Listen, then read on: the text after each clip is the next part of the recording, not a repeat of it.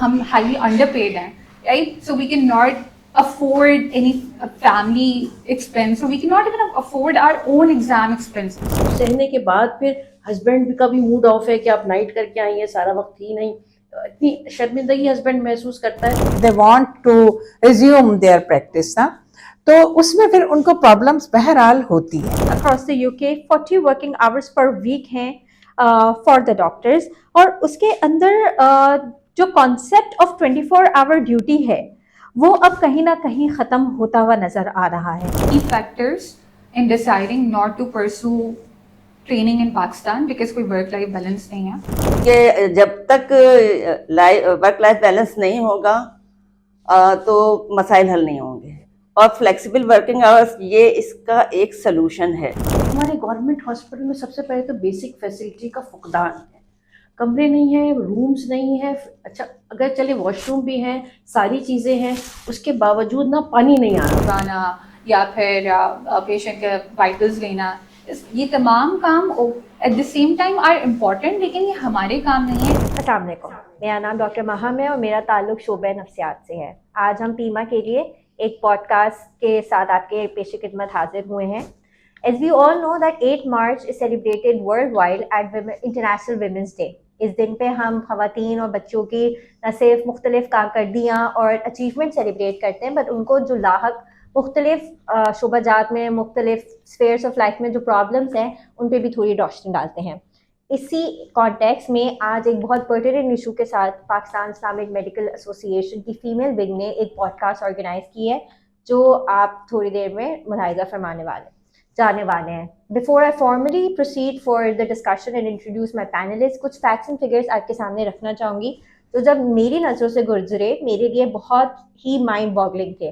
Pakistan medical and dental council की जो recent don news में स्टैटिस्टिक्स हैं, उन्होंने कॉल किया है कि पाकिस्तान में हेल्थ इमरजेंसी डिक्लेयर की जाए। उसके कॉन्टेक्स्ट, उसके पस मंज़र सिर्फ लैक और बैड इंफ्रास्ट्रक्चर ही नहीं है, बल्कि lack of medical and paramedical staff है।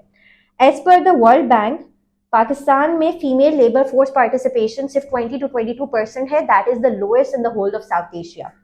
Pakistan medical and dental council कहती है कि 2 फिजिशियंस हैं पूरे 1000 पॉपुलेशन में। इसका मतलब ये है कि हमारे पास 1,78,000 फिजिशियंस की कमी है। डॉन कोट करता है कि 50,000 विमेन डॉक्टर्स की सब्सिडाइज एजुकेशन, यानी कि जो गवर्नमेंट सेक्टर में मेडिकल एजुकेशन होती है, जो गवर्नमेंट सीट्स होती हैं, उस पर लगभग 200 बिलियन रुपए की लागत आती है, लेकिन half of them do not join the labour force, that is they do not practice. Pakistan medical association में अभी करंटली 80% जो इनरोलमेंट है मेडिकल स्टूडेंट्स की वो फीमेल है, whereas only 50% of them work and 50% of them are not able to continue their clinical practice. Dawn की एक सर्वे के हिसाब से 65% जो करंट हेल्थ केयर इंस्टीट्यूशंस में जो जितनी भी ग्रेजुएट्स फीमेल रही हैं अब तक की, 65% are affiliated with medical field in some way or the other, 15% are jobless and 20% are outside the workforce institution.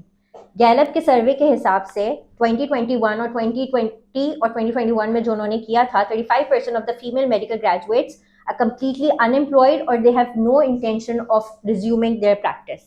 ये बहुत अलार्मिंग फैक्ट्स एंड फिगर्स है। इस फैक्ट्स एंड फिगर से ये रिफ्लेक्ट होता है कि हम फीमेल स्टूडेंट्स को मेडिकल डिग्री और पैरामेडिकल डिग्रीज तो दे रहे हैं, बट हम उनको इनकॉर्पोरेट नहीं कर पा रहे।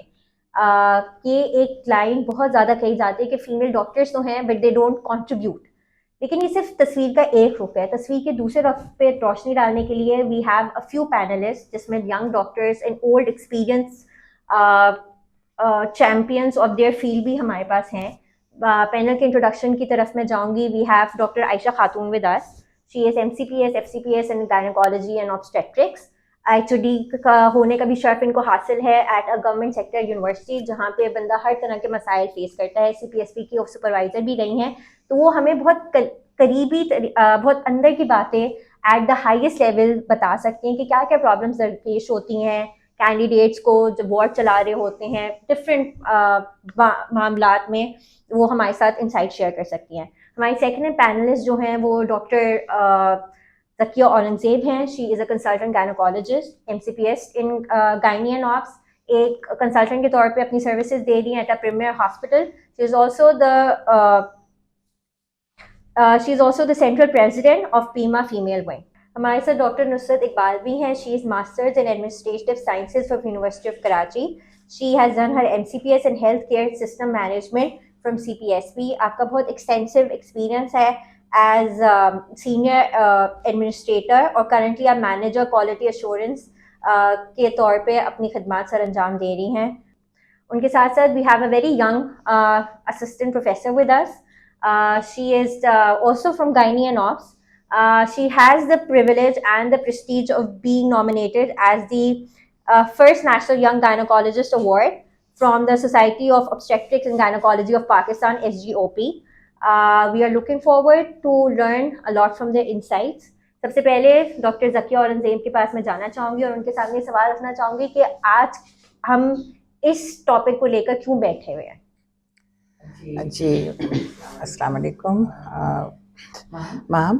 असल में देखें, ये प्रॉब्लम कोई अभी नया नहीं है. ये गुज़िश्ता यानी ये समझ लें कि तकरीबन मोर देन 30 इयर्स हो रहे हैं कि जब कोटा सिस्टम जो है वो था पहले, लड़कियों की सीट्स होती थी, लिमिटेड सीट्स होती थी. वो बाकायदा एक लॉ के तहत ये हुआ कि ओपन मेरिट होना चाहिए और जो मेरिट है उसके मुताबिक सीट्स मेडिकल की सीट्स मिलनी चाहिए. और उसके बाद जब ये लॉ अप्रूव हुआ, कोर्ट के ज़रिए ये चीज़ें अप्रूव हुई, तो उसके बाद हुआ ये कि लड़कियों की एक बड़ी तादाद जो है वो मेडिकल फील्ड में आनी शुरू हो गई. और ये लड़कियां जो थी, ये वो बच्चियां थी जो बहुत ज़्यादा डेडिकेटेड भी हैं, बहुत ज़्यादा एम्बिशियस भी हैं और उनके बहुत अच्छे मार्क्स लेकर वो मेडिकल फील्ड में आई और उन्होंने काम शुरू किया. लेकिन वक्त के साथ जैसे जैसे टाइम गुजरता गया तो पॉलिसी मेकर्स को भी और जो हमारे सीनियर्स हैं उन्होंने ये महसूस किया कि आहिस्ता आहिस्ता जो गर्ल्स हैं जो पास आउट करती हैं वो उतनी फील्ड में नहीं आ रही जितनी के उनको उसमें सर्विसेज देनी चाहिए थी. और आहिस्ता आहिस्ता ऐसा होता चला जा रहा है कि लड़कियां फील्ड में आने के बजाय घर पे बैठना ज़्यादा पसंद कर रही हैं, या ये कि उनके कुछ ऐसे प्रॉब्लम्स हैं. अब इसकी वजह से हुआ ये कि यहाँ तक तो बात हुई कि लड़कियां नहीं आ रही हैं और इसके बाद यहाँ तक जैसे कि आपने बात रखी कि एक अलार्मिंग सिचुएशन अब आती जा रही है और यहाँ तक ये बात भी होती जा रही है कि हेल्थ सिस्टम जो है वो हमारे उसको खतरात लाहक हो रहे हैं, क्योंकि जितनी नीड के मुताबिक डॉक्टर्स बन रहे हैं उतनी नीड के जो सोसाइटी की नीड है वो उसको पूरा नहीं कर रहे. तो ये सिचुएशन देखते हुए ये बार बार ये सवाल उठाया जाता है मुख्तलिफ फोरम्स में, मेडिकल ऑर्गेनाइजेशंस भी उठाती हैं और मीडिया पर भी ये बात आती है और इस तरह के जो सर्वेज होते हैं उनमें भी ये बात आ रही होती है. लेकिन ये तस्वीर का जाहिर है एक रुख है ना. अब तस्वीर का एक और रुख ये भी है कि आखिर वो डॉक्टर्स जो इतनी मेहनत करके अपनी इंटरमीडिएट लेवल या ए लेवल ओ लेवल करती हैं, फिर वो NTS एग्ज़ाम पास करती हैं और वो एक बहुत टफ टाइम गुजारने के बाद जब वो मेडिकल में आती हैं और उस वक्त भी वो बड़ी एम्बिशियस होती हैं, तो फिर आखिर क्या हो जाता है कि जो वो घर बैठने को तरजीह दे रही हैं. अब आपने जैसे कि एक बात रखी कि 35% डॉक्टर्स जो हैं वो फील्ड में नहीं आ रही हैं, तो क्या 35% डॉक्टर्स जो हैं वो ऐसी हैं कि जो जिनके कोई ख्वाब नहीं थे, जिनकी कोई एम्बिशंस वो नहीं थी अपनी फील्ड के बारे में? तो ये एक क्वेरी है. अच्छा, इसमें हम देखें कि हम दें ये पीमा, क्योंकि पीमा विमेन की मैं सेंट्रल प्रेसिडेंट हूँ, तो हमारा जो ताल्लुक़ है वो लेडी डॉक्टर से ही होता है.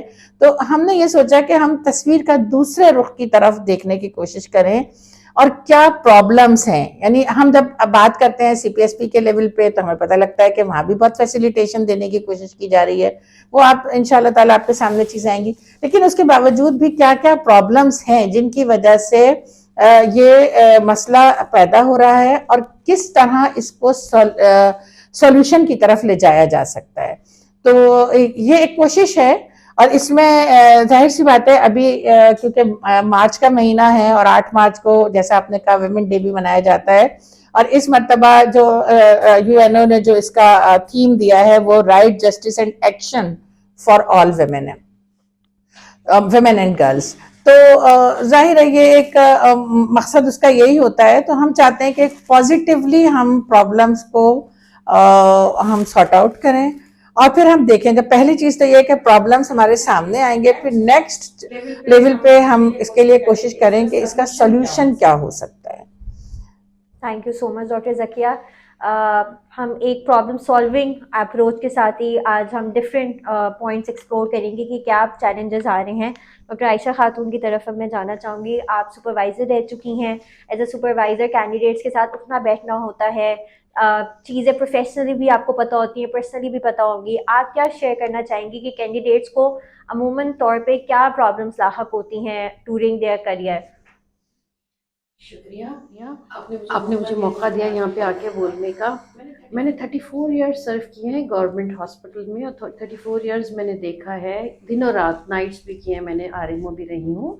मैंने देखा है क्या क्या मसाइल होते हैं। सबसे पहले अगर आप हाउस जॉब के मसाइल देखते हैं, हाउस ऑफिसर, सबसे पहले हमारे पास फैसिलिटीज आती हैं। जब कोई हॉस्पिटल रिकग्नाइज होता है हाउस जॉब के लिए या सीपीएसपी की तरफ से रिकग्नाइज होता है, तो उसमें हम डॉक्टर्स के लिए फैसिलिटीज़ देखते हैं कि उनके लिए वॉशरूम हो, उनके लिए कमरा हो, रहने के लिए बेहतरीन फैसिलिटीज़ होनी चाहिए। हमारे गवर्नमेंट हॉस्पिटल में सबसे पहले तो बेसिक फैसिलिटी का फुकदान है। कमरे नहीं है, रूम्स नहीं है, अच्छा अगर चले वॉशरूम भी हैं, सारी चीज़ें हैं, उसके बावजूद ना पानी नहीं आ रहा होता है। 24 घंटे पानी नहीं होता है, वॉशरूम जाने की फैसिलिटीज़ नहीं है। सबसे पहले तो ये बेसिक फैसिलिटीज़ नहीं है। उस फैसिलिटीज़ के अलावा देखिए, इस इन्वायरमेंट में काम करने के बाद माँ बाप फूलों की तरह बच्चों को रखते हैं, इस इन्वायरमेंट में काम नहीं करवा सकते, तो वो अमूमन इससे बदजन होकर अमूमन लड़कियां भी छोड़ देती हैं कि हमें तो आगे ऐसे ही इसी तरह के हालात का सामना करना पड़ेगा।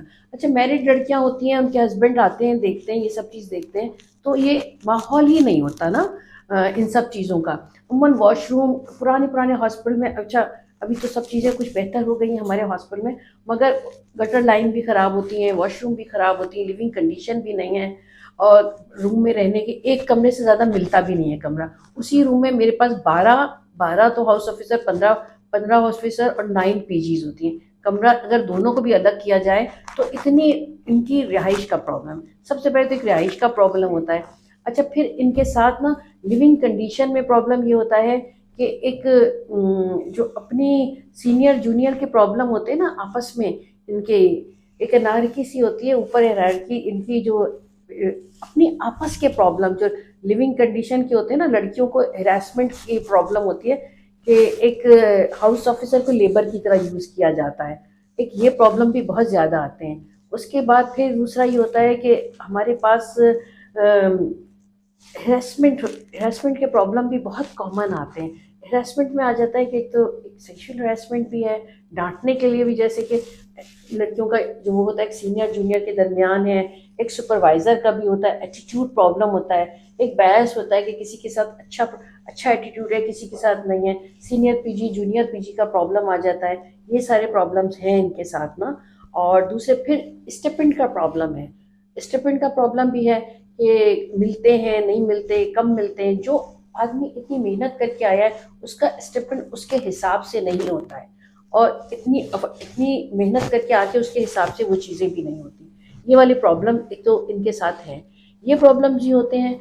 और ये वाले हरासमेंट, अच्छा इसके बाद से जो लड़कियां मैरिड हो जाती हैं उनकी फैमिली सपोर्ट नहीं होती। जो मैरिड लड़की है, हर एक को चाहिए, कोई बीकॉम पास भी है, कोई इंटर पास भी है, जो भी वट एवर, वो चाहती है एक डॉक्टर लड़की को लेके आए।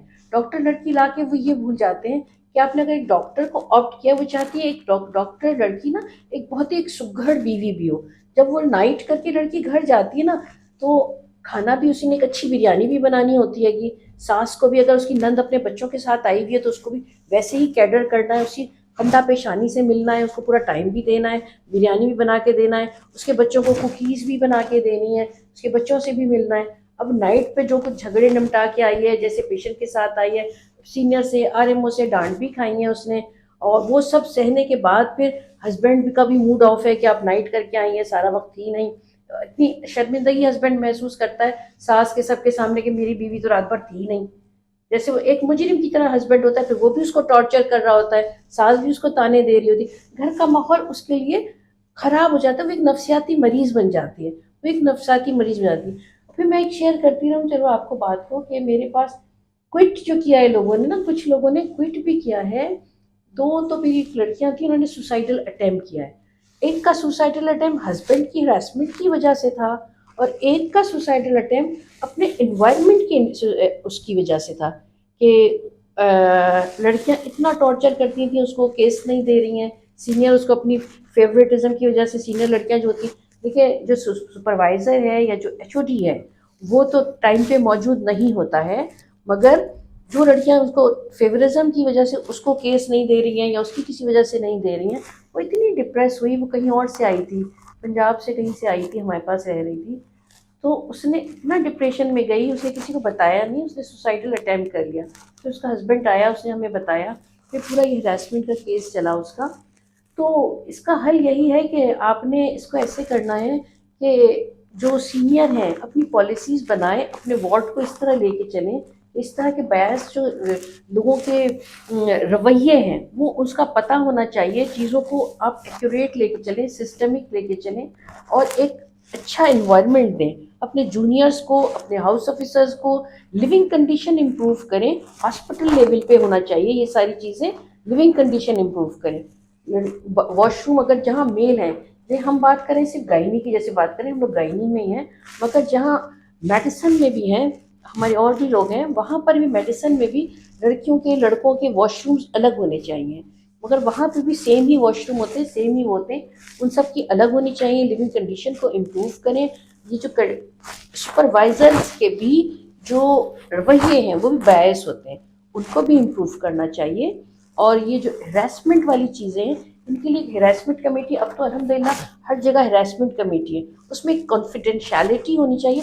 अब लड़कियों को भी बहुत शऊर आ गया है, स्टूडेंट्स को भी शऊर आ गया है, थोड़ा सा भी कोई प्रॉब्लम होता है वो कंप्लेन करते हैं, उसमें कॉन्फिडेंशियलिटी को मेंटेन रखते हुए इन केसेस को जजमेंट किया जाए, और उनको फिर उनको सज़ा दी जाए या उनको सॉल्व किया जाए, ताकि लोगों को पता चले कि अगर ऐसा कोई काम होगा तो उसका अंजाम ये होगा, उनको बताया जाएगा। हम लोगों ने भी काफ़ी इस तरह के केसेस सॉल्व करके लोगों को बताया है, तो इन चीज़ों का म्यार बहुत कम हो गया है। और दूसरे अक्सर ये होता है कि लड़कियां वार्ड में है, काम कर रही है, छोटे अगर किसी केसेस में है, कोई इमरजेंसी आ गई, तो अमूमन एक या दो, गवर्नमेंट हॉस्पिटल में ये होता है कि यहाँ से एक अब्रप्शो प्लेसेंटा आ गया है, एक पेशेंट शॉक में आ गई है, एक एक टॉपिक है, एक छोटी सी वार्ड में ड्रिप बंद हो गई है, तो बार बार अटेंडेंट आता है, ड्रिप बंद हो गई है, ड्रिप बंद हो गई है, ड्रिप बंद हो गई है।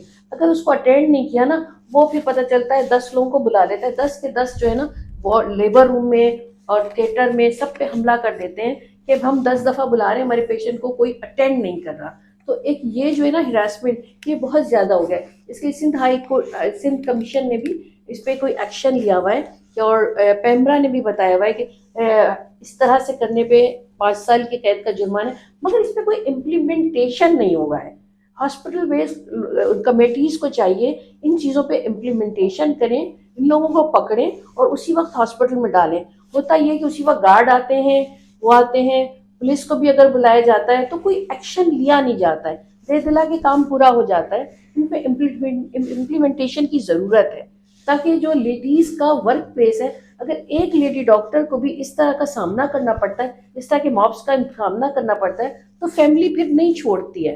अक्सर लोगों को फिर बिठा लिया जाता है, हस्बैंड परेशान हो जाते हैं, घर वाले माँ बाप परेशान हो जाते हैं कि हम अगर इस तरह से आपको काम करने देंगे, तो हर एक इतना बोल्ड नहीं होता। जैसे हमने काम कर लिया, हमने तो हर हालात में काम किया है, गोलियां चली हैं, हर तरह के हालात थे, हमारे फैमिली ने तो हमें इजाज़त दे दी, हम काम कर गुजरे, अब रिटायर हो गए। मगर हर एक इतना बोल्ड नहीं होता, वो लड़कियों को बिठा लेता है कि हम इस तरह के माहौल में तुम आगे जाओगी तो ऐसे ही होगा, वो बिठा लेते हैं, शौहर बिठा लेते हैं, हम कमा रहे हैं काफ़ी है, आधी रोटी खा लेना, घर पे बैठो, इस हालात में हम आपको काम नहीं करने देंगे।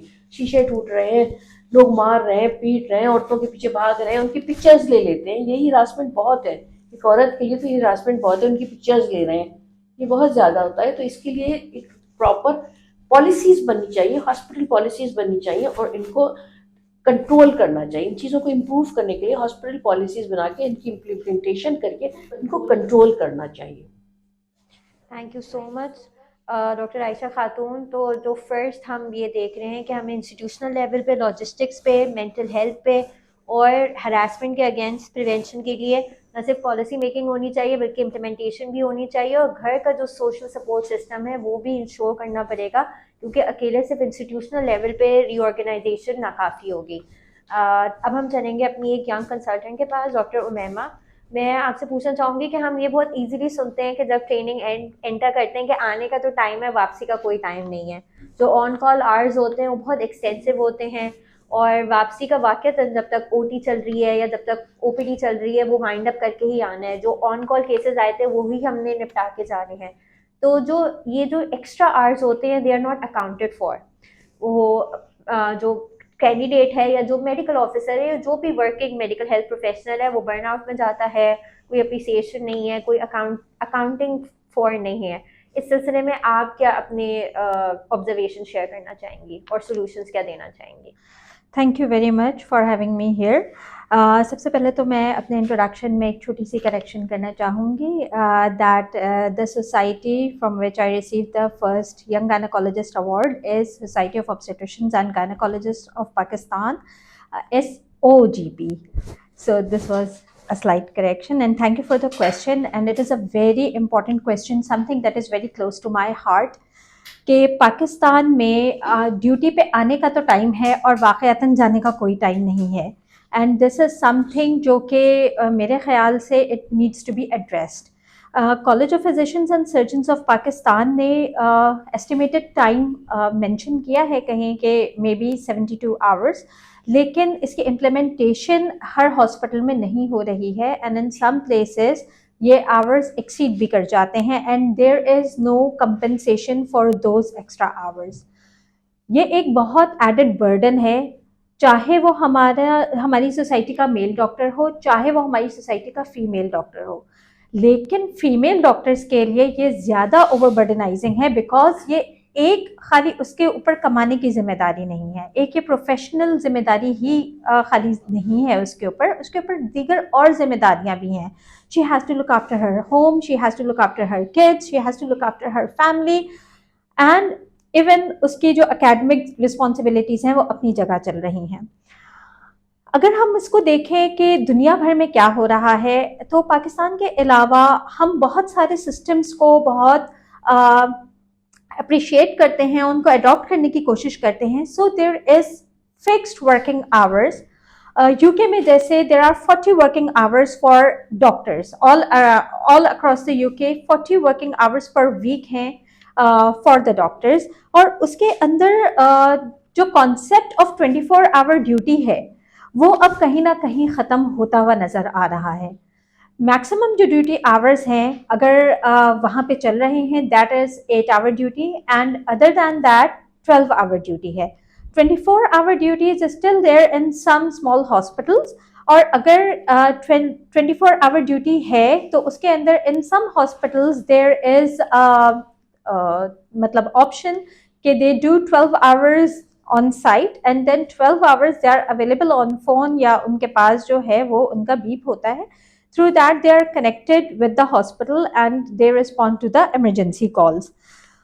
अगर ओवरवर्क या आउटसाइड ड्यूटी आवर्स गुजर जाते हैं, और ख़ास तौर पे normally happens when we are serving and when we are performing some sort of surgery, या हम किसी केस में बिजी हैं, कोई क्रिटिकल पेशेंट आ गया है, तो हमारा जो सिस्टम है वो डॉक्टर्स को इतना एथिकली ट्रेन तो करता है कि वो अगर किसी पेशेंट को देख रहे हैं या किसी पेशेंट पे सर्जरी परफॉर्म कर रहे हैं या एथिकली किसी पेशेंट के साथ वो उसके ट्रीटमेंट में इन्वॉल्व हैं, तो वो just in the middle way they do not just leave कि शिफ्ट ओवर हो गई है and they go, they perform the surgery fully, and then after the patient is stable then they have to leave the floor.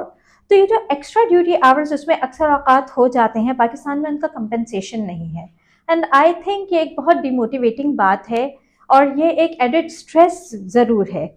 तो मेरे ख्याल से इसके ऊपर जितने भी हमारे इंस्टीट्यूशंस हैं उनको, और ख़ास तौर पे CPSP और जो दीगर इदारे हैं, they should come up with a policy ताकि हमारे जो रेजिडेंट्स हैं, be it male be it female, दोनों के लिए ये सहूलत मौजूद हो, and specially for females. Working hours के अलावा I would like to point out के वर्किंग आवर्स के साथ साथ वर्किंग एनवायरनमेंट, जैसे डॉक्टर आयशा खातून ने डिस्क्राइब किया, that is very very important. हमारे यहाँ कुछ चीज़ों की मैं समझती हूँ कमी है, जिसके ऊपर अगर थोड़ा वो सर्विसेज या वो फैसिलिटीज़ हमारे डॉक्टर्स को प्रोवाइड की जाएं तो इतना टर्न आउट, जैसे डॉक्टर आयशा ने कोट किया कि मेंटल हेल्थ इलनेसेस या स्ट्रेस्ड आउट, बर्न आउट होना, डिप्रेशन, एंजाइटी के स्टेट्स डेवलप करना, इनका रेशियो कम हो जाए। Medical field itself is a very strenuous field, और ओबी-गायनी या सर्जरी, इस तरह की जो फील्ड्स हैं, they are very hectic, no doubt about it. लेकिन हॉस्पिटल में एम्प्लॉय मेंटल हेल्थ के लिए कोई सर्विसेज होना, दे आर वेरी इंपॉर्टेंट। ये सर्विसेज ओवरऑल हमारी सोसाइटी में लैक करती हैं। Similarly I think there should be no gap between a mentor and a mentee, जिसको हम कहते हैं कि educational supervisor should be there to listen to the candidate. जब कैंडिडेट को बोलना आसान लगेगा, अप्रोच करना आसान लगेगा, अपने प्रॉब्लम्स डिस्कस करना आसान लगेगा, तो वर्किंग आवर्स भी उसके लिए बेरेबल हो जाएंगे। सवाल अगर हम इनको 40 वर्किंग आवर्स या 35 वर्किंग आवर्स भी कर दें, बट अगर हम उनके सर्कमस्टांसेस अच्छे नहीं करेंगे तो भी हमारा ड्रॉप आउट रेशियो बढ़ा रहेगा। So we need to work both ways, making the working hours feasible enough कि हमारा कैंडिडेट, हमारे ट्रेनीज बीइंग ह्यूमन उसको कोप अप कर सके। सेकेंडली, उनको लिविंग कंडीशंस, वर्किंग कंडीशंस बहुत अच्छी प्रोवाइड करना। ऐसा ना हो कि कैंडिडेट्स, एक हाउस ऑफिसर, एक जूनियर रेजिडेंट, एक पोस्ट ग्रेजुएट सीनियर से इतना डरता हो कि उसके लिए वो एक गॉड लाइक फिगर हो। This culture is long gone now. अब इनका स्टूडेंट का और टीचर का जो गैप है, रिस्पेक्ट एक अपनी जगह, लेकिन a teacher should be approachable and candidate shouldn't fear. मैं इसमें ये इस बात को कमेंट करूंगी कि college of physicians and surgeons of Pakistan इसको बहुत अच्छे से लेता भी है, एंड उसके अंदर they have given the option of giving feedback to the supervisors. It's a good step. मेरे ख्याल से ये तो एक डॉक्यूमेंटेड स्टेप हो जाएगा, लेकिन something should be at the institutional level.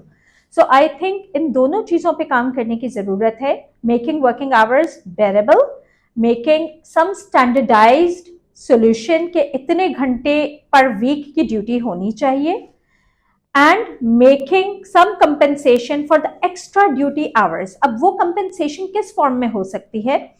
Either they are paid for it, hourly, अगर उनके आवर्स बढ़ गए हैं they should be paid hourly, ठीक। लेकिन अगर वो नहीं हो सकता, then the time duration they work extra, वो उनके डेफिसिट, कभी उन्होंने कोई छुट्टी की हो, लीव ली हो, जो अक्सर ट्रेनिंग में गैप लेना पड़ जाता है, खासतौर पे फीमेल्स को, कि उनकी शादी है, डिलीवरी है, तबीयत ठीक नहीं है, तो वो डेफिसिट पीरियड को कम करने में कंपेंसेट करता हो।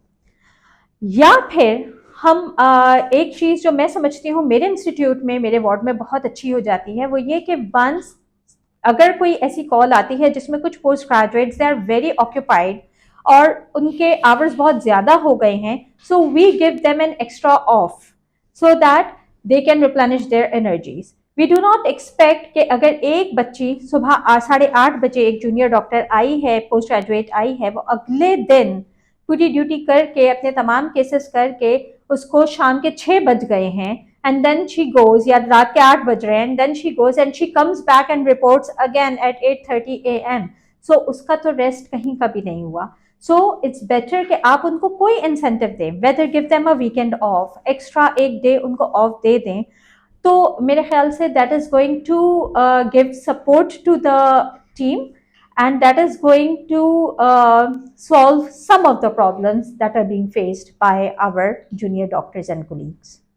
Thank you so much for that insight and all the innovative ideas that you came up with. Doctor Zakia, मैं आपके पास आना चाहूँगी कि हमने ट्रेनी डॉक्टर्स की तो बात करी, व्हाट अबाउट दोज डॉक्टर्स जिनकी लाइफ में थोड़ा सा गैप आ जाता है फॉर वट एवर रीजन्स, घर है, बच्चे हैं, कोई घर पे डिपेंडेंट है जिनको लुक आफ्टर करना है, now they want to resume their career, so what are the pathways और इजी करियर ऑप्शन? बिकॉज हम जब भी एड्स देखते हैं उसमें तो या तो स्पेशलिस्ट डिग्री चाहिए या 2 से 3 साल की एक्सपीरियंस चाहिए, what are the pathways, re-entry pathways for female doctors?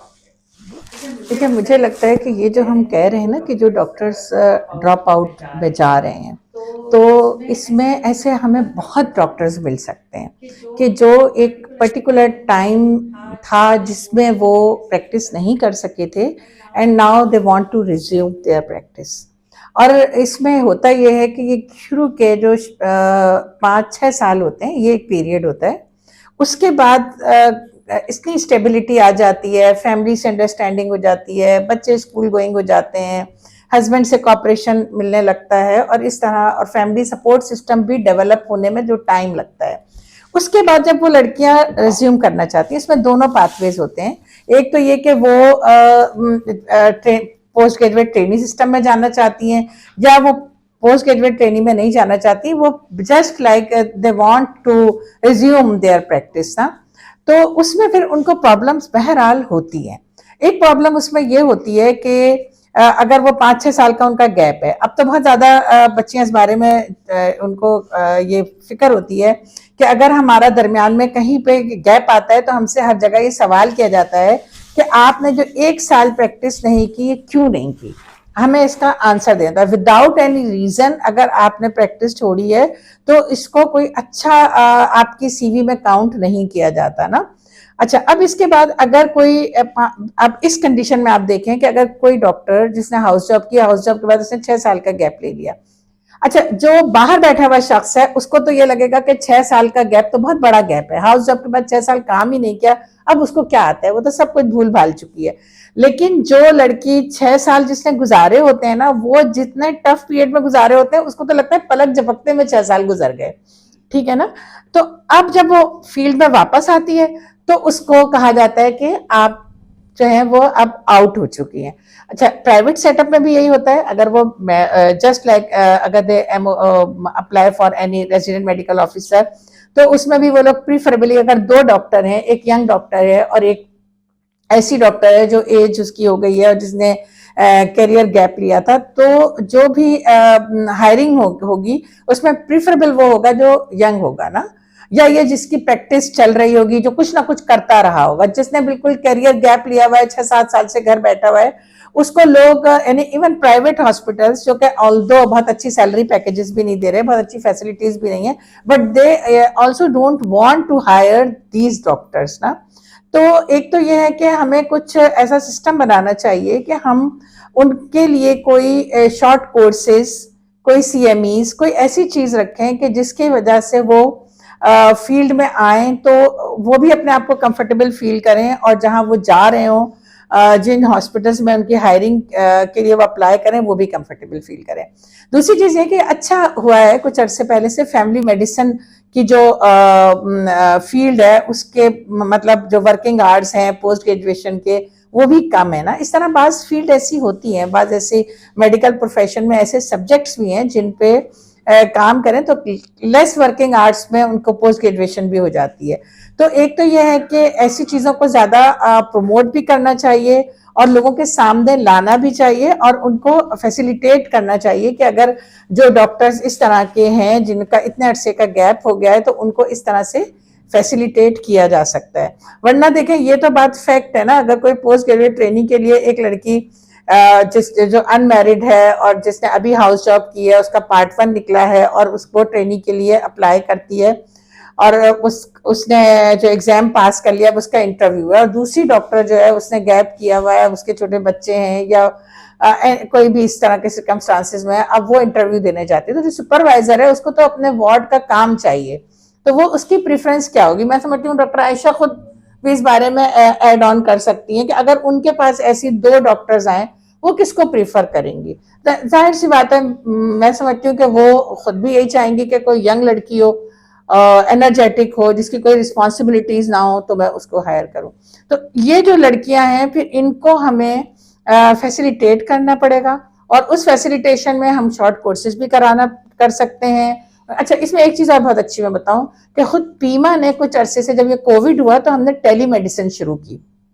और टेलीमेडिसिन के हमारा अब माशाल्लाह काफ़ी हद तक अंदरूनी सिंध में भी हमारे ऐसे सेटअप हैं और बलूचिस्तान में भी ऐसे काम कर रहे हैं सेटअप के घर बैठे जो है ना वो पेशेंट से इंटरेक्शन भी हो जाता है, दूसरे एंड पर एक सेटअप मौजूद है, वहाँ पर स्टाफ मौजूद है जो पेशेंट को अटेंड करवाता है, उससे बातचीत करवाता है और फिर जो डॉक्टर जो दूसरे एंड पर है वो उनको प्रिस्क्रिप्शन देती है। तो ये टेलीमेडिसिन का हमारा अच्छा चल रहा है। हमारे कराची के भी कुछ डॉक्टर्स हैं जो इसमें इन्वॉल्व हैं और इसमें बलूचिस्तान में भी और सिंध में खासा काम हुआ है। तो मैं समझती हूँ कि ये भी एक बहुत बेहतर ऑप्शन है। पीमा ने इसमें एक अमली इकदाम किया है ना, एक प्रैक्टिकल ये स्टेप है और अगर इसको बहुत ज़्यादा इसी को भी हम प्रमोट करें ऐसे डॉक्टर्स के लिए और इसको बेहतर उनकी ट्रेनिंग हम उनकी करवाएं इस फील्ड में, तो ये भी एक अच्छी यानी कहना चाहिए कि प्रैक्टिस हो सकती है। और इस तरह हमारे जो दूर दराज के लोग जो अपनी छोटी छोटी तकलीफों के लिए बहुत ज़्यादा ट्रैवलिंग करके और बहुत ज़्यादा मुशक्क़तें करके एक जगह से दूसरी जगह उन्हें मूव करते हैं और वो जस्ट उनको सिर्फ एक मेडिसिन चाहिए होती है, वो उन्हें अपने गांव, अपने देहात, अपने घर में मिल सकती है। और इसमें जाहिर सी बात है, आप ये समझ सकते हैं कि अगर इसमें गवर्नमेंट इसमें इन्वॉल्व हो जाए तो फिर तो कहने ही क्या है ना, अगर गवर्नमेंट की रिसोर्सेज भी इसमें शामिल हो जाए, क्योंकि ऑल दो पीमा ने काम शुरू किया है लेकिन पीमा तो एक एनजीओ है ना, सारा काम सारा बर्डन हमने एनजीओ पे हम क्यों डाल देते हैं, हमारी गवर्नमेंट किस लिए है ना। तो ये तो गवर्नमेंट के करने का काम है कि वो दूर दराज इलाकों को टेलीमेडिसिन के लिए फैसिलिटेट करे और इसमें हम पीमा के डॉक्टर्स जो हैं वो हेल्प आउट गवर्नमेंट को भी करने के लिए तैयार हैं। हमारे जो सिस्टम है हम उसमें उनको फैसिलिटेट भी कर सकते हैं और अपना जो कुछ हमसे हो सकता है वो हम कर सकते हैं। I would second what Dr. Aisha has said and what Dr. Zakia has said. हमारे पास भी ऐसा ही होता है कि कुछ फीमेल्स जिन्होंने कैरियर ब्रेक लिया होता है एंड आई थिंक कि most of the females they would take career break at some point in time in their life. चाहे वो शादी हो, बच्चे हो, XYZ, उनको अपने पेरेंट्स को लुक आफ्टर करना हो, लेकिन कैरियर ब्रेक कभी कभार एक फीमेल की नीड बन जाती है depending upon the responsibilities that they carry together. So इसको कंपनसेट करने के लिए the option of attachment is always available and most government setup, जैसे डॉक्टर आयशा भी एक गवर्नमेंट सेटअप में है और मैं भी एक गवर्नमेंट सेटअप में हूँ, हमारे पास इस तरह डॉक्टर्स आते हैं जिनका कैरियर ब्रेक अगर हो जाता है, they want to continue and they want to resume their career again, so they can take attachment. Attachment paid नहीं होती but they do get a certificate for that कि they have worked in the department for this period of time, that is usually month, 2 months और 3 months।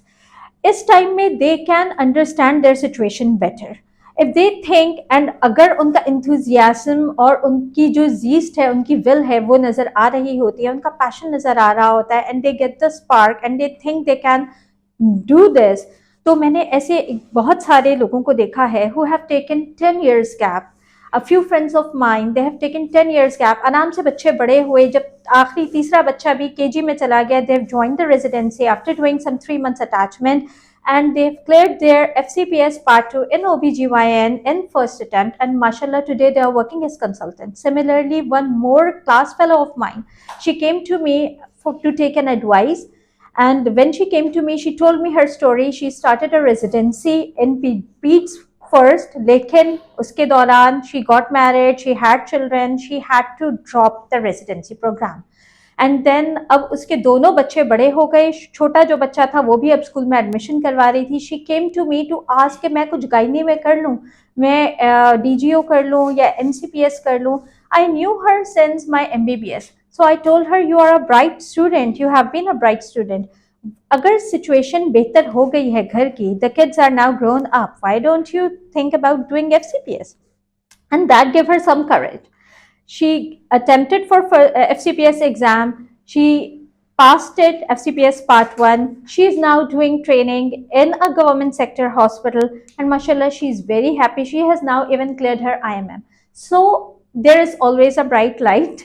तो मेरे ख्याल से all those females जिनको ये लगता है कि उन्होंने कैरियर ब्रेक लिया है, situation is not very dark, आपने अपनी सिचुएशन असेस करनी है, ठीक है। और ज़रूरी नहीं है हर एक को इस तरह की कोई हैवी ड्यूटी फील्ड ही सिलेक्ट करनी हो। अपने सर्कमस्टांसेस को देखकर you can select some easier ways, जैसे डॉक्टर जकिया ने बहुत अच्छे से इनको हाईलाइट किया है. देयर आर सम ऑप्शंस, लेकिन we need to work and contribute for the betterment of the society somehow. That's my message. Thank you so much. तो हमने इस डिस्कशन से ये अखज़ किया कि करियर ब्रेक होना is a normal right of passage. Female doctors को हम इस बात पे काउंट आउट नहीं कर रहे कि just because they had a career break they are of no use to अस.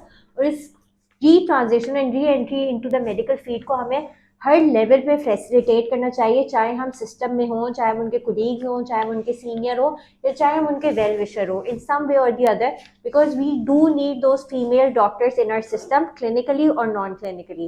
मैं डॉक्टर आयशा के पास फिर से जाना चाहूँगी. मैम, एज अ सुपरवाइजर आप CPSP से एफिलिएटेड रही हैं.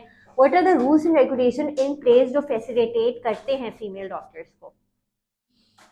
बहुत अच्छा सवाल किया आपने. अच्छा, CPSP के जो रूल है ना फीमेल के लिए, जिस तरह आपने परसेंटेज बताई कि फीमेल छोड़ जाती हैं इसको, CPSP हमें बहुत ज़्यादा फैसिलिटेट कर रहा है, फीमेल के लिए फैसिलिटेट कर रहा है कि आप अपने वर्किंग इन्वायरमेंट को बहुत फ्लेक्सिबल किया हुआ है उन्होंने जिस तरह से, और उसको इस तरह से स्टैंडर्ड को इतना मेंटेन किया हुआ है कि आप उसको एक जैसे एक अच्छा डॉक्टर, अच्छा कंसल्टेंट बना के निकालना है. इसमें सबसे पहले तो मैं बात करूंगी इस बात की कि जैसे छुट्टियों के लिए ना, जैसे लीव्स नहीं मिलती, जैसे अभी आपने हमें डॉक्टर मेमा ने डिस्कस किया कि वर्किंग आवर्स को किस तरह से उन्होंने बताया है, ज़्यादा हैं, कहीं भी ज़्यादा नहीं, यानी कहीं भी वर्ल्ड में इतने ज़्यादा नहीं होते. वर्किंग आवर्स तो ज़्यादा हैं, मगर जितनी लीव्स की हम बात करें, इतनी लीव्स कहीं और मिलती भी नहीं है. सबसे पहले पहली प्रेगनेंसी में उन्होंने हमें 3 महीने की छुट्टियां दे दी हैं, जिसमें फर्स्ट मंथ का तो डेफिसिट नहीं है, आखिरी 2 महीने को तो डेफिसिट लगेगा. फिर ये है कि 15 डेज़ की, 6 मंथ में 15 डेज़ की लीव्स हैं, 15 डेज़ की लीव्स हैं. अच्छा, इसके बाद ये है कि इनको फिर सेकंड में भी 2 महीने की छुट्टियां, सेकंड प्रेगनेंसी में भी 2 महीने की छुट्टियां मिल जाएंगी. अच्छा, इसके बाद फैसिलिटेट करने में ये था कि लड़कियां पहले क्या करती थी कि डेसिटेशन लिखती थी, किसी से भी लिखवा के चली जाती थी. स्टैंडर्ड इम्प्रूव करने के लिए इन्होंने डेसिटेशन ही ख़त्म कर दिया और अब 2 आर्टिकल रखे हैं और एक स्टेशन है जहाँ पे आपकी असेसमेंट होगी कि you should study the article writing. उसके बाद ये है कि अब जो उन्होंने वो रखा है ना प्रोसीजर वर्किंग का, उसमें उन्होंने रखा है केस बेस्ड लर्निंग रखी हुई है. अच्छा, केस बेस्ड लर्निंग है, फिर इनका फीडबैक फॉर्म है, मिनी CX है, अच्छा डॉप्स है, ये सारी चीज़ें इनके फॉर्म फिल करने हैं और इनका सुपरवाइज़र इसको फिल करेगा. आप यकीन करें, एक मेरी अच्छी एक लड़की थी, काफ़ी अरसे से मेरे पास थी, तो बहुत अच्छी नहीं थी. मैंने इसका ना 3 मंथ 4 मंथ पे लिखा जाता था, इनका फीडबैक दिया जाता था. मैंने उसका ख़राब कर दिया उसका फीडबैक, तो इसकी 6 मंथ की उन्होंने स्टॉप कर दी, तो 6 मंथ बैक चली गई. मतलब आपने कितना इम्प्रूव किया हुआ है अपने आप को, चीज़ों को कितना, स्टूडेंट को इम्प्रूव करने के लिए चीज़ों को कितना स्ट्रिक्ट किया हुआ है. और फिर एग्जाम का पैटर्न, पहले 2 पेशेंट रखे जाते थे, उस पर पूरी ज़िंदगी का 4 साल का इन्हिसार होता था कि इसी पर आपने असेस कर लेना है कि क्या है. लड़कियां आ जाती थी, कभी वो एग्जाम बैस हो जाते थे, कभी पेशेंट ख़राब होता था, लड़की कहती मेरी किस्मत ही ख़राब है, पेशेंट ऐसा मिल गया, लैंग्वेज ऐसी है. अच्छा, अब क्या है, आपको इतने सारे लोगों को वो करना है, जो टोक्स आ गया है, जो ऑस्कीज है, इसमें आपकी किस्मत की तो बात ही नहीं है, इतने सारे एग्जाम देने और बहुत अच्छा रिजल्ट आ रहा है. इससे रिजल्ट भी बहुत अच्छा आ रहा है, असेसमेंट भी बहुत अच्छी है. और जो रूल रेगुलेशन है, सारे रूल रेगुलेशन हमारे लिए फेवर में आ रहे हैं, सारी लड़कियों के लिए फेवर में और सुपरवाइजर से भी फेवर में. इससे सुपरवाइजर की भी एफिकेसी और उनका भी वो हो रहा है, इत्तेसाब कहना चाहिए ना. कॉन्फिडेंशियल कोई नहीं होता कि जो पोस्ट ग्रेजुएट ट्रेनिंग्स हैं उनसे कोई CPSP कॉन्फिडेंशियल कोई फीडबैक ले इस बारे में? ये बिल्कुल ओपन एक वो है, पोर्टल है, जिसपे अभी स्टूडेंट्स को कहा गया है कि आप सब कुछ कह सकते हैं, मगर स्टूडेंट कहते हैं कि अगर हमने कुछ कह दिया ना तो हम कहीं वो ना हो जाए, इसलिए कभी कोई कुछ भी नहीं कहता. तो मतलब confidential No, I would like to add one thing. जो डॉक्टर जकिया की क्वेरी है, yes, CPSP का जो पोर्टल है उस पे अगर कोई कैंडिडेट सुपरवाइजर के लिए कोई फीडबैक देता है, दैट इज कॉन्फिडेंशियल.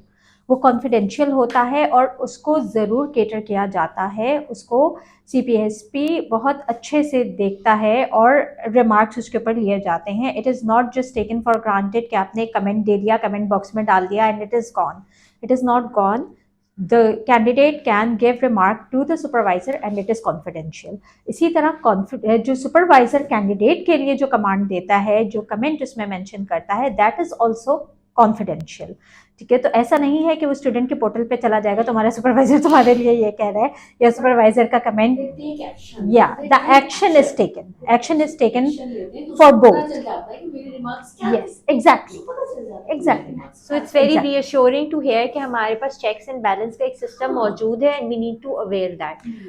मैं यहाँ पे एक और बात ऐड करना चाहूँगी. CPSP की बहुत अच्छी पॉलिसीज़ हैं, बट आई वॉन्ट के कुछ चीज़ें जो हैं उसको बेहतर किया जा सकता है. और उन चीज़ों में जो चीज़ बेहतर हो सकती है वो ये है कि एक हमारे पास स्टैंडर्ड फॉर्मेट है 4-year वर्किंग प्रोग्राम या 5-year वर्किंग प्रोग्राम.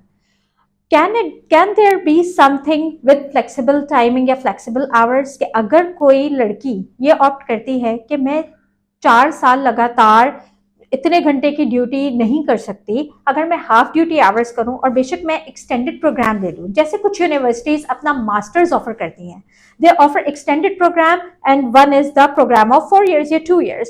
अगर वो एक्सटेंडेड प्रोग्राम जो है उसकी कोई ऑप्शन CPSP आई थिंक अगर निकाले, तो मेरे ख्याल से कुछ बर्डन जो फीमेल्स फेस कर रही हैं वो कम हो जाए. समटाइम्स कुछ घरों की तरफ से ये ऑब्जेक्शन होता है कि हम नाइट स्टे नहीं करवा सकते या नाइट मुश्किल है कुछ फैमिलीज के लिए, कुछ फीमेल्स के लिए.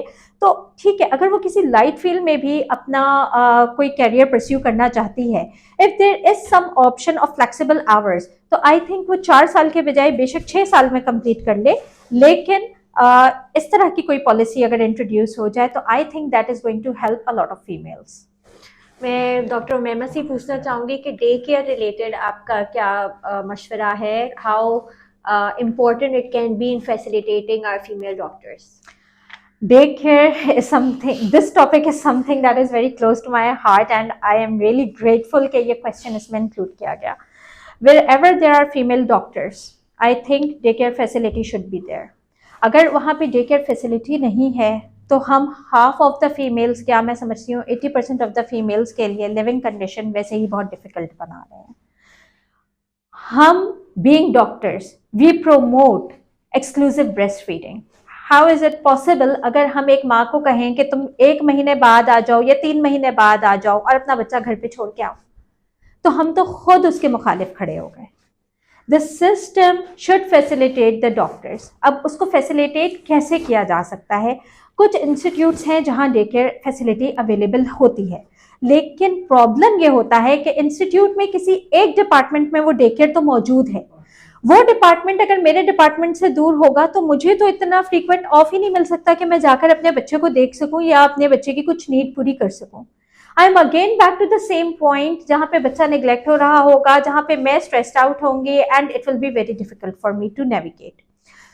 उसके लिए सोल्यूशन इज इंस्टीट्यूशन में इंट्रा डिपार्टमेंट, आपके अपने डिपार्टमेंट में एक छोटा डे केयर होना चाहिए. It may not be a very fancy thing, कोई बहुत फैंसी उसके अंदर छोटे टॉयज वगैरह कुछ भी ना हो. एक ड्यूटी रूम का कमरा ही अगर प्रोवाइड कर दिया जाए, एक बाथरूम की फैसिलिटी उसमें हो, that's it. The doctor can further replenish it जिस तरह भी वो चाहे, उसके अंदर वो फैसिलिटीज लेकर आ सकती है. I would like to share my one example here. मेरे बच्चे सारे रेजिडेंसी में ही हुए, मेरी शादी रेजिडेंसी में हुई, मेरे बच्चे रेजिडेंसी में हुए and I was facilitated like this. मुझे एक कमरा दिया गया और मुझे कह दिया गया बिकॉज मेरे लिए मुमकिन नहीं था मैं बच्चे को घर पे छोड़ूं. मेरे parents abroad, my in laws couldn't take care of my child because of my father-in-law. He was not well. So मुझे ही अपने बच्चे को देखना था. I just then मेरा PT पॉजिटिव आया. I went to my professor and I told her कि what to do. Tell me. मैं तो अपनी रेजिडेंसी क्विट करूँगी. And आज तक मुझे उनका रीअश्योरिंग जुमला याद है कि मैमा हमारे बच्चे भी पल गए इधर, तुम भी ले आना, पल जाएंगे. That day forth मैंने फैसला कर लिया I will bring my child. मेरे 2 बच्चे माशाल्लाह दोनों उसी हॉस्पिटल में ही पले बड़े हैं, माशाल्लाह लकड़ हजम पत्थर हजम बच्चे हैं. और वो इन हॉस्पिटल मुझे सिर्फ एक ड्यूटी रूम दे दिया गया, उसके अंदर I used to bring my own things with my maid and both of them I completed their period of exclusive breast feeding. बल्कि मैंने उनको पूरा फीड 2 years तक करवाया. दिस फैसिलिटी सिर्फ मैं तभी कर पाई because I was given this facility, otherwise शायद मुझे भी अपनी रेजिडेंसी थैंक यू छोड़नी सो पड़ती। मच डॉक्टर मैमा। अब मैं एक क्विक क्वेश्चन पूछना चाहूँगी कि क्या पेज हमारी इतनी लुक्रेटिव है भी डॉक्टर आयशा कि फीमेल डॉक्टर्स ऑप्ट आउट करें कि इतने मैं झमेले करूँ, मैं अपने हाउस होल्ड रिस्पॉन्सिबिलिटीज आउटसोर्स करके मैं स्टेप आउट करूँ? Is it even worth it? देखिए, जो स्टेपिंग साइड किया है हमारी CPSP ने, वो तो 1+ है, मगर क्या ये हम दे रहे हैं अपने बच्चों को, अपने पोस्ट ग्रेजुएट स्टूडेंट को, या अपने हाउस ऑफिसर को दे रहे हैं? सबसे पहले ये मेक श्योर नहीं है। हमने दिया तो डिसाइड तो किया हुआ है, मगर सबसे पहले ये भी, और जो 1+ भी है, तो क्या एक डॉक्टर जो इतनी मुश्किल से, इतनी मेहनत से इस मुकाम पे पहुंचा है, और जो लड़कियां आ रही हैं, जिस तरह से आ रही हैं, सब उस पर जो कन्वेंस पे उनके लग रहा है, वहाँ रहने पे लग रहा है, और जो चार्जेस उनको दे रही हैं, जो पे कर रही हैं, अगर वो घर में मेड भी रख के आ रही हैं, जो जिस तरह उसका एक्सपेंस है, चलिए मैं तस्लीम करती हूँ कि ये 1+ ही चले आपका है, उन्हें मिल रहा है या नहीं मिल रहा, जो भी मिल रहा है, तो ये 1+ भी उनकी हैसियत, उनके मुकाम के मुताबिक है या नहीं है। किसी और सब्जेक्ट में ले लें, कोई भी जाता है, कोई भी कुछ भी बनता है, क्या इतने स्ट्रगल के बाद 1+ क्या पूरा है उसको? ये नहीं डिजर्व करता, नहीं डिजर्व कर रहे हैं डॉक्टर्स, इसको डिजर्व नहीं करते हैं। डॉक्टर नुसरत, आपका बहुत एक्सटेंसिव रिसर्च का एक्सपीरियंस रहा है regarding shortage of medical and paramedical staff, flexible working hours. अभी बहुत रिसेंटली आपने एक सर्वे भी कंडक्ट करवाया पाकिस्तान इस्लामिक मेडिकल एसोसिएशन के फोरम से, उस सर्वे में आपको क्या फाइंडिंग्स मिली? अच्छा, ये सर्वे हमने 2022 में करवाया था, और इसमें पहले हमने एक पायलट प्रोजेक्ट था इसमें हमारा, और उसके बाद फिर हमने पूरे पाकिस्तान में ये करवाया। इसमें हमारे पार्टिसिपेंट 1000 थे, और इसमें हमने मुख्तलिफ जो प्रॉब्लम है लेडी डॉक्टर्स को, फीमेल प्रोवाइडर्स को जो भी प्रॉब्लम है, हमने उस पर सवाल रखे थे, और ओपन हमारे क्वेश्चन भी थे उस पर ना। तो ये जो सर्वे है, इसमें जो हमारे जो अहम चीज़ है वो ये है कि इसमें रिस्पोंडेंट में हमारे पास सबसे ज़्यादा रेजिडेंट्स आए थे, और फिर जब हमने इनका कोरिलेशन देखा कि इनका जो लेवल ऑफ सेटिस्फेक्शन क्या है, इनके किट्स कितने हैं, और क्या क्या इनकी मसाइल हैं, तो फिर उसमें हमें ये लगा कि ये जो है इनकी रिप्रोडक्टिव एज है, यंग किड्स, छोटे बच्चे हैं, इन्फेंट्स, और 3 years ओल्ड तक के इनके बच्चे हैं, और लेवल ऑफ सेटिस्फेक्शन बिल्कुल अब ये अनसेटिस्फाइड हैं। 78 आवर्स तक इनकी ड्यूटीज़ होती हैं। इनके सजेशन भी फिर उसी दायरे जो इनको प्रॉब्लम थे उसी लिहाज से आए थे कि इन्होंने कहा है कि हमें इंस्टीट्यूशन सपोर्ट मिलनी चाहिए, मेंटोरिंग होनी चाहिए, जैसे कि यहाँ पे लोगों ने कहा भी है अभी।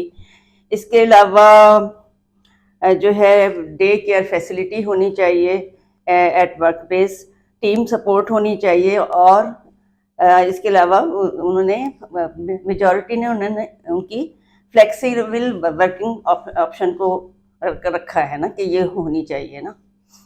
तो ये हमारा ये सर्वे था हमारा, इसकी रिकमेंडेशन ये थी ना।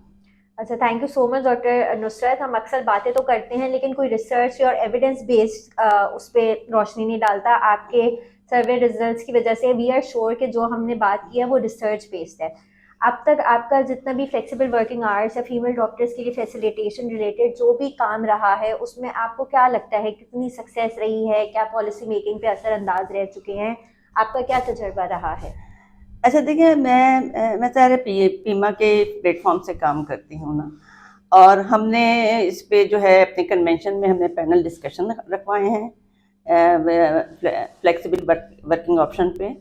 इसके अलावा हमने जो अभी मेरे ख्याल में हार्डली 2 साल इसको हुए हैं ना, हमने पाकिस्तान लेवल पे वर्क लाइफ बैलेंस पे हमने प्रोग्राम कराए थे अपने सारे सिटीज़ में ना। तो क्योंकि ये इशू भी फ्लेक्सिबल वर्किंग ऑप्शन से जुड़ा हुआ है, और इसके अलावा जो है हमने CPSP के लेवल पे हमने काम किया है। हमारी जो है शुरा की मेम्बरान ने जो है मुलाकात की है, इस इशू पे उनसे कहा है कि आप अपनी पॉलिसीज़ बनाएं। तो ये हमारा काम है इस पे ना। उसमें आपको क्या चैलेंजेस दरपेश है अभी भी? इसमें ज़ाहिर चैलेंजेस तो इस वक्त सभी को हैं, सभी के हमने पेश किए हैं, लेकिन हमारे यहाँ जो है ना ये ऑप्शन को अभी इतना सीरियसली नहीं लिया गया है। मतलब हमने तो अवेयरनेस दी है लोगों को कि ये आपके पास है ऑप्शन ना, लेकिन हम देखते हैं कि गवर्नमेंट के लेवल पे कोई इसका कोई अभी तक कोई पॉलिसी नहीं बनी है, कोई लॉ नहीं बना है, कोई इम्प्लीमेंटेशन नहीं है इन सारी चीज़ों पे। तो सबसे पहले तो इस पे गवर्नमेंट को ही काम करना होगा ना, उसके बाद ही प्राइवेट इंस्टीट्यूशन भी इस पे काम करेंगे। तो उस लेवल पे काम करना चाहिए। मेरा ख्याल है कि अब हमारी इस प्लानिंग में भी है कि हम असम्बली के लेवल पे भी जो फीमेल मेम्बरान हैं, MNAs हैं, हम उनको अप्रोच करेंगे और उनको भी इस इशू की तरफ तवज्जो दिलाएंगे ना। और ये असल में वर्क लाइफ बैलेंस से जुड़ा हुआ है, क्योंकि जब तक वर्क लाइफ बैलेंस नहीं होगा तो मसाइल हल नहीं होंगे। और फ्लेक्सिबल वर्किंग आवर्स ये इसका एक सलूशन है। तो मुझे तो सिर्फ एक चीज़ ने बहुत अपील की थी, ये तकरीबन 2 साल पहले की बात है। NHS का एक ऐड आया था और उस ऐड में उन्होंने लिखा था कि हमारे पास फ्लेक्सिबल वर्किंग आवर्स की ऑप्शन मौजूद है। मतलब आप देखिए कि कितने हद तक काम हो चुका है उनके ना इस इशू पे। और इसके अलावा उनके जहाँ जो है मैटरनिटी लीव्स का बहुत अच्छा मतलब उनके यहाँ सिस्टम है, और 1 साल तक भी मिल जाती है लोगों को मैटरनिटी लीव्स ना। इस तरह जॉब स्टडी लीव्स जो है ना वो भी बहुत उसको वो फैसिलिटेट करते हैं। बहुत शुक्रिया डॉक्टर नुसरत अपनी इंसाइट शेयर करने का। यंग ब्लड को रिप्रेजेंट करने के लिए हमारे पास एक बहुत ही डायनेमिक हाउस ऑफिसर हैं। अपने वक्त की डिबेटिंग सोसाइटी को रिप्रेजेंट करती रही हैं, अपने मेडिकल इंस्टीट्यूट को रिसेंटली हाउस जॉब कंप्लीट की है। उनसे हम बात करेंगे कि how was the house job experience, आपको कितना रियलिटी चेक मिला? Thank you for having me. I guess being a young doctor in one of the biggest tertiary care setups has been like eye-opening right for me. It has been eye-opening not only as a doctor, young doctor, but also as a human being for me, right? I guess the pressure was mostly on the individual to be trained because learning was mostly passive, right? There had been a lot of issue with the workload that we had to cater, super unsupervised workload that we had to cater, which also contributed to the burnout.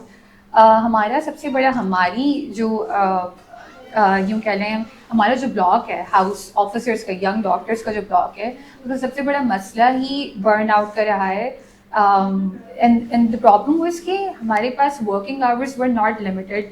There were times जब हम 36 hours की भी call कर रहे थे in the wards which had like more and more workloads जैसे कि gynae and obs, and mostly that work was not related to the skills that we have as doctors. हमें स्कर्ट वर्क करवाया जाता था। Skirt work के अंदर जैसे blood arrange करना, पेशेंट्स को शिफ्ट करवाना या फिर पेशेंट के वाइटल्स लेना, ये तमाम काम at the same time are important, लेकिन ये हमारे काम नहीं है। इससे हमारी growth as a doctor has not been something which could be concluding in the future. तो ये बड़ा मसला रहा है हाउस जॉब के अंदर कि लर्निंग जो है वो पैसिव थी, ऑब्जेक्टिव्स हमारे स्पेसिफाइड नहीं थे, ट्रेनिंग ऑब्जेक्टिव्स, और हमें एज ए टीम इंक्लूड नहीं किया जाता था because we were like junior doctors, so we were infantilized a lot throughout the training. This was the problem, I guess, and this has been my experience as a house officer and experience of many doctors out there. हमने logistics की तो सारी बात की, आपने अपना experience share किया. You think this experience translate into many deciding not wanting to pursue medicine here in Pakistan? Exactly. I guess burnout is one of the key factors in deciding not to pursue training in Pakistan because कोई work-life balance नहीं है. Even as a postgraduate trainee भी work-life balance, long hours and be it in public sector or private sector के अंदर तो 9 to 5 is actually not 9 to 5. There has been one friend जिससे मैं कल बात करी थी and she's working in one of the top private sector of this country, and she was telling me that she is doing 7 to 7, even though हमारे पास document के ऊपर it's 9 to 5, but she is doing 7 to 7, and this is something which is normalized, which is enabled by the seniors in a way कि they say कि हम भी करते आए, आप भी करें. So and back again ये बात हो चुकी है पहले कि किसी किस्म का कोई incentive नहीं है, compensation नहीं है for the over hours, like over working hours. आपके पास कोई compensation नहीं है.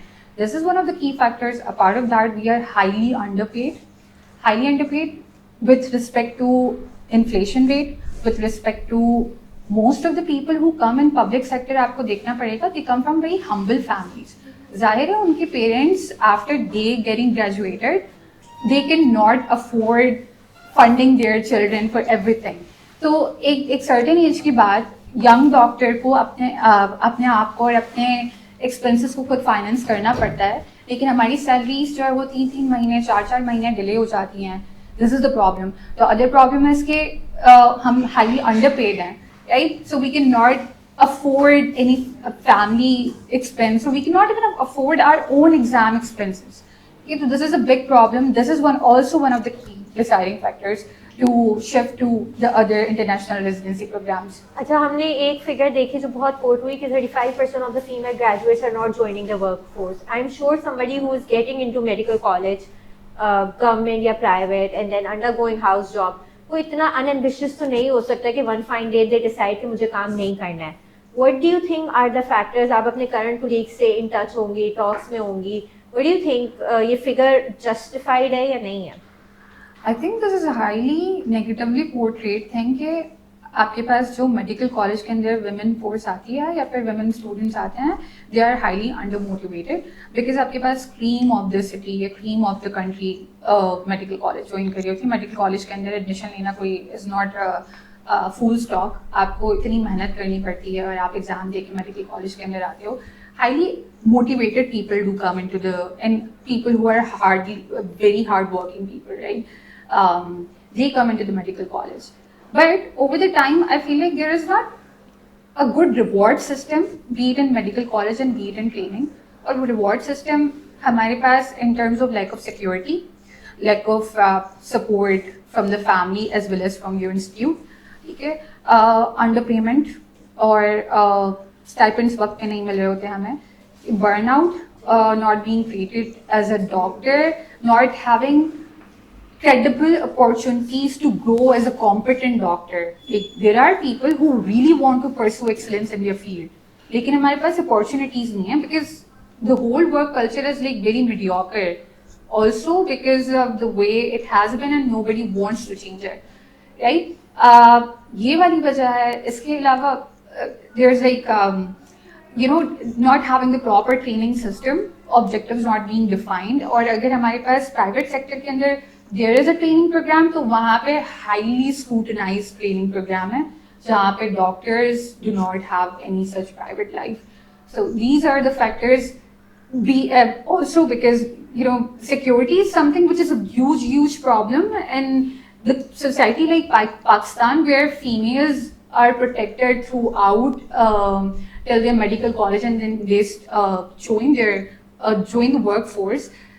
So उस workforce के अंदर when they do not receive ample amount of security to stand in the hospital and stand in the hospital and be present for their patients and be present, be vocal for their patients, right?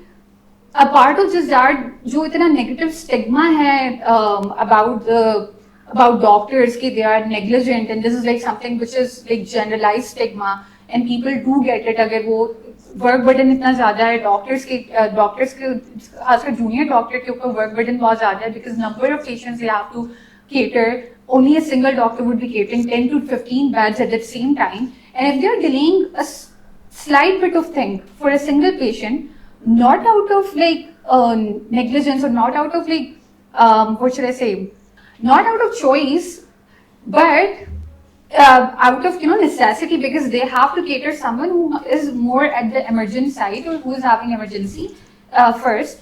So इस पर the attendants do come and they start having mob reactions. they start treating the doctor as like a completely a sort of animal, right? And having no security. This adds on to the fact that female doctors don't want to pursue in this setup. Thank you so much Arita for all your candidate Thank you. अपने तमाम panelist की बहुत शुक्रगुजार हूँ, specially not just for their insight but also their solution oriented approach. I hope हमने जो आज discussion generate किया है उससे कोई अवेयरनेस पहुंचेगी और फूड फॉर थॉट हम लेकर होपफुली आने वाली जनरेशन के लिए एक मोर अडेप्टेबल, मोर कंड्यूसिव इन्वायरमेंट छोड़ पाएंगे। Thank you so much.